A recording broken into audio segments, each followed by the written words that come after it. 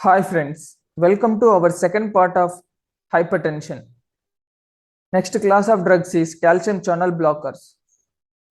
Unlike ACE inhibitors or diuretics, calcium channel blockers don't have any risk of hyper or hypokalemia. Amlodipine 2.5 mg or 5 mg, nifedipine 10 or 20 mg can be used. Cilnidipine is better than amlodipine and have less side effects. Side effects of CCB include sudden vasodilation results in flushing, dizziness, and there will be reflex tachycardia and patient may feel palpitations. So if you are starting in a patient with increased heart rate, you have to monitor.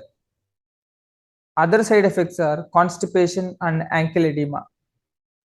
Diltiazem and verapamil are calcium channel blockers which will reduce the heart rate or contractility. Next class of drugs is beta blockers. Beta blockers, beta 1 selective include atenolol 25 or 50 mg, metoprolol 25 or 50 mg, and non-selective beta blockers like propranolol, metoprolol. These are used in young patients with no breath complaints like asthma. So propranolol usually used for palpitations in thyroid and migraine patients.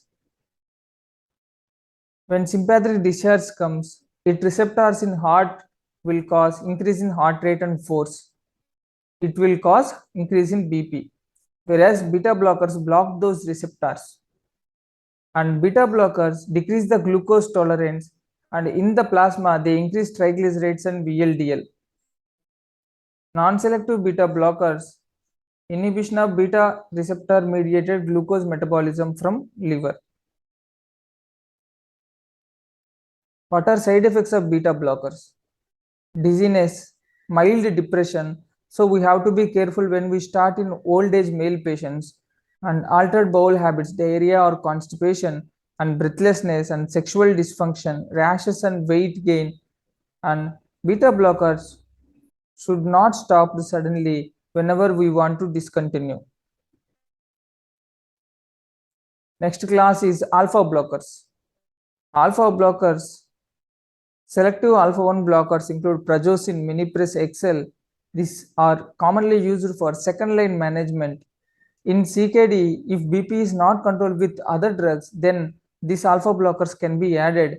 And non-selective alpha blockers include phenoxybenzolamide and phentolamine. These drugs are commonly used in pheochromocytoma.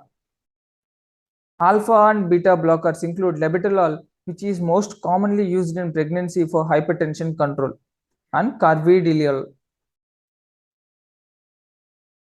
Beta blockers, alpha blockers will reduce peripheral resistance and thus BP will be reduced. So combination of drugs. If BP is more than 160, then the combinations of drugs like ACE inhibitors or ARB with thiazide, CCBs with beta blockers, ARB thiazide plus calcium channel blockers, or ARB thiazide plus beta blockers, multiple combinations can be used. Alpha blockers increases the insulin sensitivity. In plasma, serum cholesterol will be decreased and LDL will be decreased and triglycerides will be decreased. So lipid metabolism disorder patients, these alpha blockers are helpful. In arterioles, they decrease peripheral resistance and decrease the afterload. In veins, they decrease the preload. Prazosin usually we use for benign prostatic hypertrophy.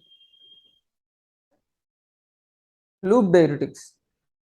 Loop diuretics will cause urinary elimination of sodium and water, that preload will be decreased.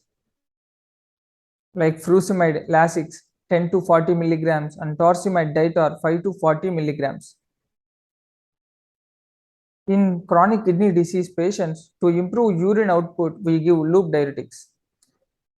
Side effects of loop diuretics include ototoxicity, dizziness and headache and GI upset, and there will be elimination of sodium and potassium and magnesium and chloride.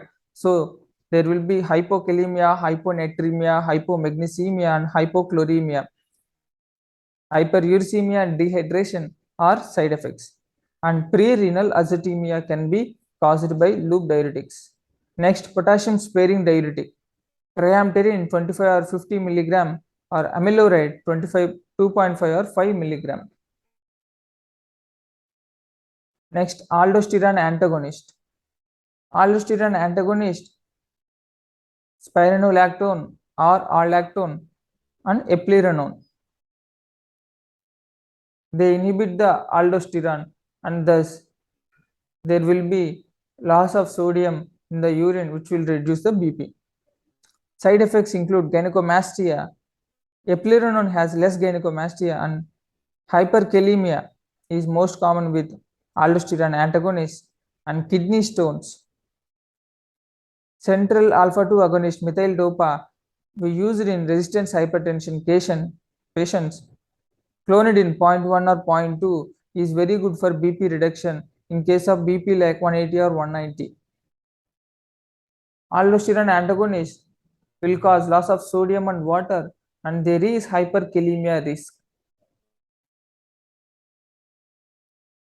Vasodilator drugs include hydralazine, nitroglycerin, and minoxidil, and sodium nitroprusside. Renin inhibitors, aliskiren, and sublingual antihypertension agents include NTG, nifedipine, enalapril, clonidine, and prazosin.